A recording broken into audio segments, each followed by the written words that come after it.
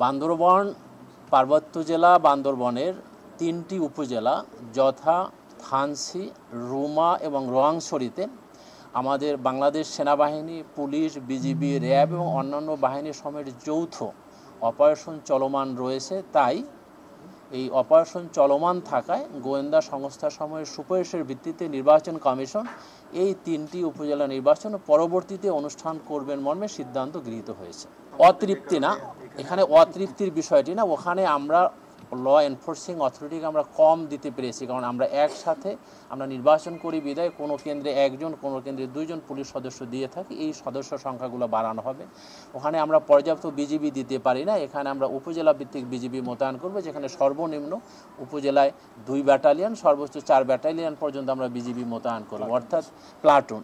অর্থাৎ বিষয়টি হচ্ছে আমরা আমাদের টোটাল জনবলের সংখ্যা উপজেলা ভিত্তিক বাড়িয়ে।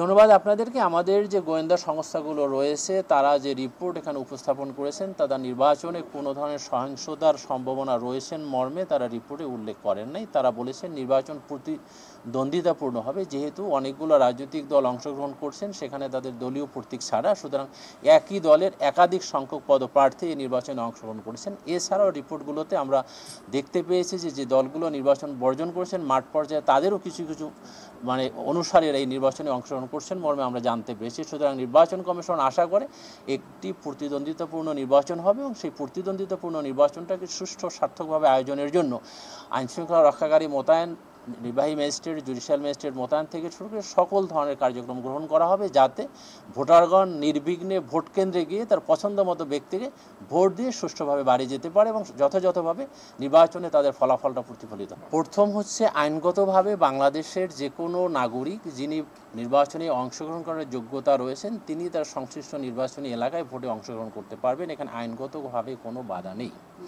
সুষ্ঠু নির্বাচনের সাথে বাংলাদেশের আওয়ামী লীগ একটি বৃহত্তর রাজনৈতিক দল, তারা সিদ্ধান্ত নিয়েছেন যে তাদের যারা জনপ্রতিনিধি পূর্বে নির্বাচিত হয়েছেন তাদের নিকট আত্মীয় নির্বাচনে অংশগ্রহণ করতে তারা বারণ করেছেন। এটা কিন্তু আইন না, এটা তাদের একটি দলীয় সিদ্ধান্ত। কিন্তু আইনগতভাবে যে কোনো নাগরিক যে কোনো জায়গার ভোটার হলে তার অন্যান্য যে যোগ্যতা আছে তার সাপেক্ষে সেই নির্বাচনে অংশগ্রহণ করতে পারবেন মর্মে সিএসি মহোদয় একটু আগেও এই বিষয়টি বলেছেন। সুতরাং আমরা আশা করি নির্বাচনে যারাই আসবেন প্রতিদ্বন্দ্বিতাপূর্ণ নির্বাচন হবে এবং একটি সুষ্ঠু নির্বাচন।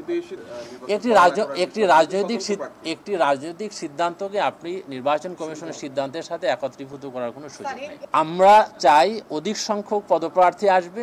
আমরা আইনশৃঙ্খলা রক্ষাকারী বাহিনী, জনপ্রশাসন সমন্বিতভাবে একটি সুষ্ঠু নির্বাচন আয়োজন করবে। যত প্রতিদ্বন্দ্বী প্রার্থী আসবে স্থানীয় সরকারের নির্বাচন তত সুষ্ঠু হবে বলে আমি ব্যক্তিগতভাবে মনে করি।